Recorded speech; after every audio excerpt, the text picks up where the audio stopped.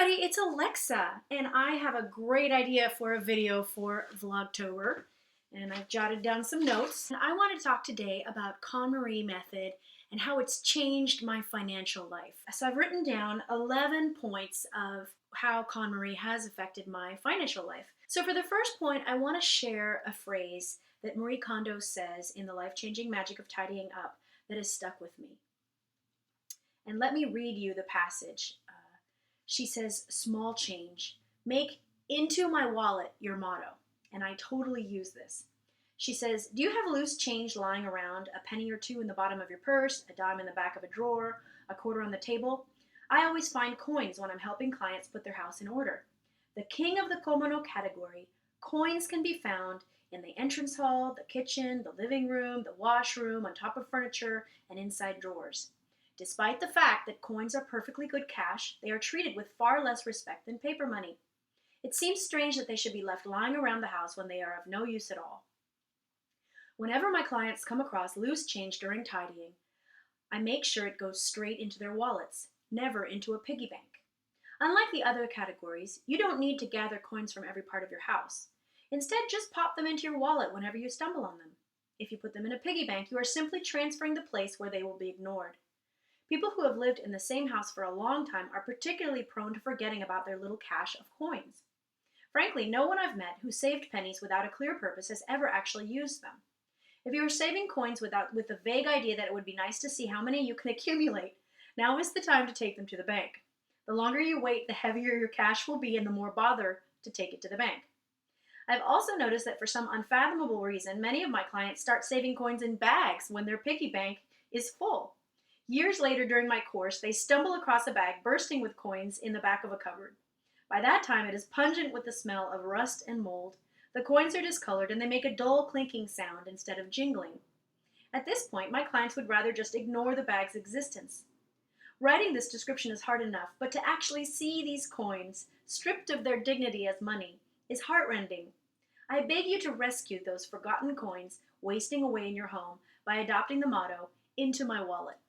So I have totally adopted this motto, and I'll tell you what, my husband and my boys, they deposit coins left and right in the house, and I have just gotten into the habit. I put the coins in my purse. So we do have a penny jar, and I already am in the habit of taking that occasionally to anywhere that has a Coinstar machine and getting an iTunes card for it usually. But I definitely follow the into my wallet.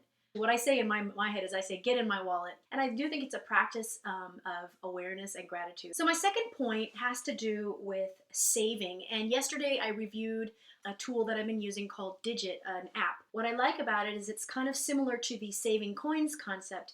It's a way of paying yourself first and saving sort of inconspicuous amounts of money that add up pretty quickly. So I've saved over $200 since starting it September 1st. Anyway, you can see my really quick review yesterday. I don't know how I found the Digit app. I was looking for ways to save, and I've seen various savings challenges, weekly challenges. I was talking to my kids about saving as well.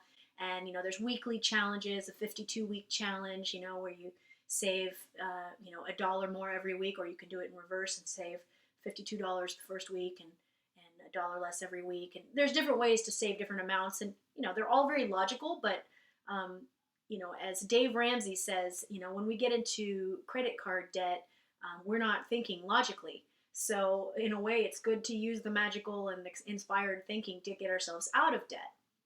And again, that's a way that I think KonMari has helped me, because I've become so much more conscious and organized about my thinking and so much more aware. There's just so much less of that sort of overwhelmed sense of having so many things and you don't even know what you have and you're confused as to the value of things, that it really spills over into your financial life.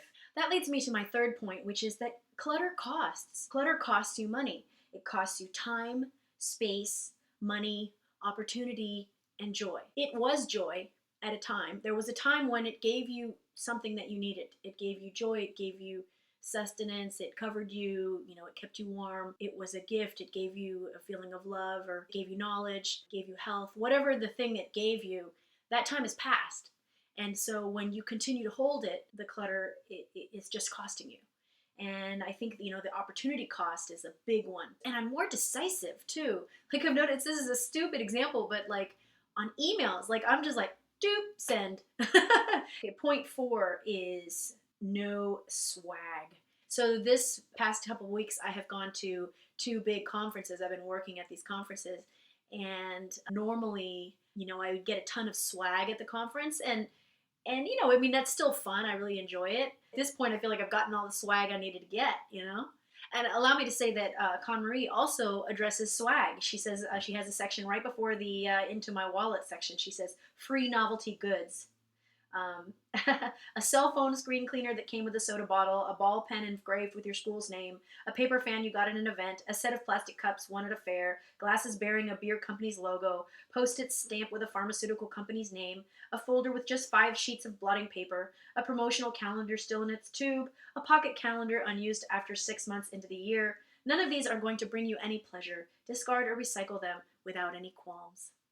So there's KonMari on swag, on conference swag. Point 5, stockpiling. And this is again a great point that KonMari says, and it ties into money. We do it perhaps out of a sense of scarcity, or a sense that we got a good deal on something, or a sense that we are saving money. But KonMari addresses this point, and she really crushes this myth.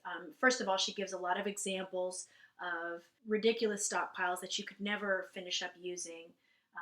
Somebody who had a huge 30 boxes of plastic kitchen wrap. Somebody had 60 toothbrushes. But she says, her clients, even though they owned a huge stockpile, they always felt they didn't have enough and were anxious about running out. For people who stockpile, I don't think there's any amount that would make them feel secure. The more they have, the more they worry about running out, and the more anxious they become. Even though they still have 2 left, they will go out and buy 5 more. Unlike a shop, if you run out of something at home, it's not a big deal. It may cause you a temporary stress, but it does no irreparable damage. But how should we handle these stockpiles? Although the best solution would appear to be just use all the items up, in many cases they are past their expiration date and must be thrown out. I highly recommend that you get rid of excess stock at once. All at once. Give it away to friends who need it, recycle it, or take it to a donation shop. You may think this is a waste of money, but reducing your stock and relieving yourself of the burden of excess is the quickest and most effective way to put your things in order. Once you've experienced the freedom of a life without surplus stock, you won't want to give it up and will naturally stop stockpiling. My clients tell me that life is more fun because when they run out of something, they enjoy seeing how long they can last without it or trying to substitute other things. It's important to assess what you have on hand now and eliminate excess. So point 6 of the ways KonMari has changed my financial life: not shopping. I don't want to be too self-congratulatory about this because, the holiday season is coming, and certainly I'm not immune to seeing shiny, pretty, warm, fluffy things and wanting them. But I do feel like I have changed. Can even sort of go to a store and even take pleasure in looking at the things and being inspired and then not buying them.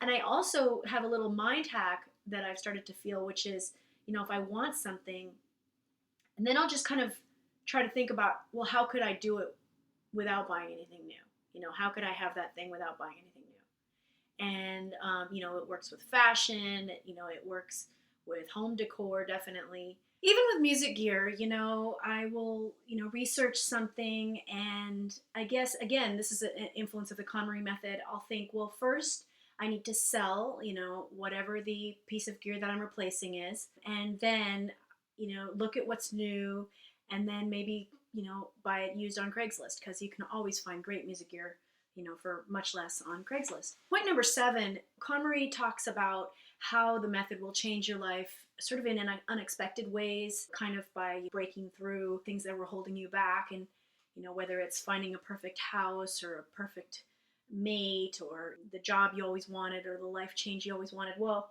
a funny thing is but one thing that was kind of ironic was that I was working on my office space and turning it into a home studio. I realized that I didn't want to work at home anymore. So I started working at a co-working spot. And I really credit a lot of my financial improvement of this year, aside to the fact that I think the economy is much better. I also credit it to, working at this co-working spot, because it's like a gym, but for working. So you go there and everybody's working. And it's just super freaking inspiring. You know, it just gets, you know, I go in there, it's like I'm on crack. I'm blasting through emails, you know, I'm answering clients, I'm meeting deadlines.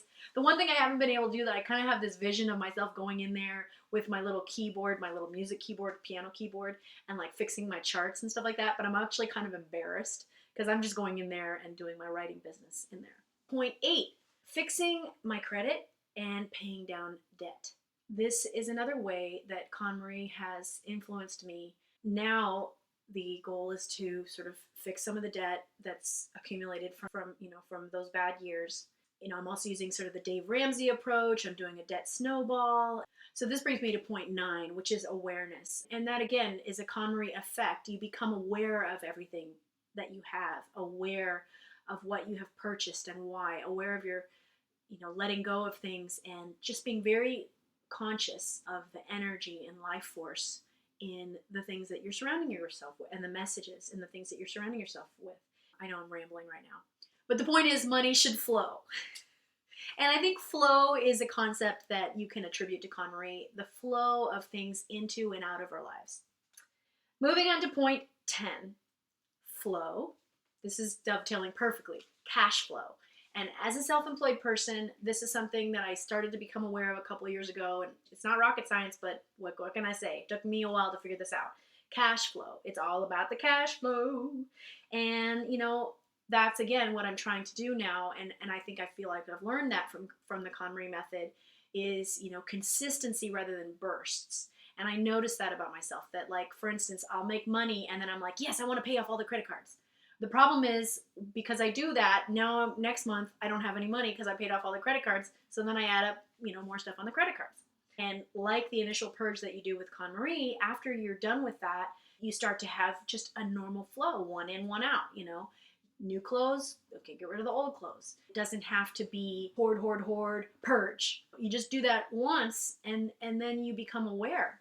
It really is the magic that she talks about. So my last point is point number 11. We are at 11, magic 11, is gratitude. And that is something that I have learned from the KonMari method. You could not find somebody who seems to be less impressed by actual possessions than KonMari. Like she really, I think she really gets to the heart of what they are. You know, they represent sort of emotional energy, and then maybe the energy of creating them, and the utilitarian energy. But she doesn't seem to be at all influenced by the perceived status of certain possessions.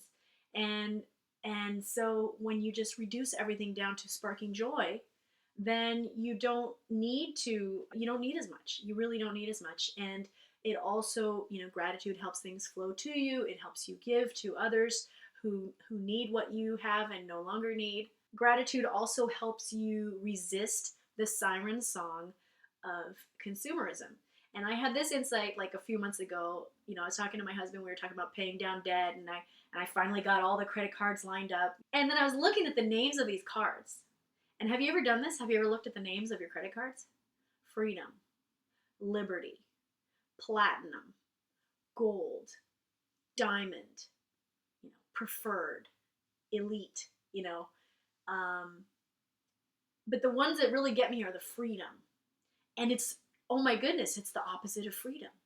I'm not against debt, by the way. I think you can do some great things with debt. Some great movies have been made with debt. I think there's good debt. But, you know, a credit card is not good debt, generally.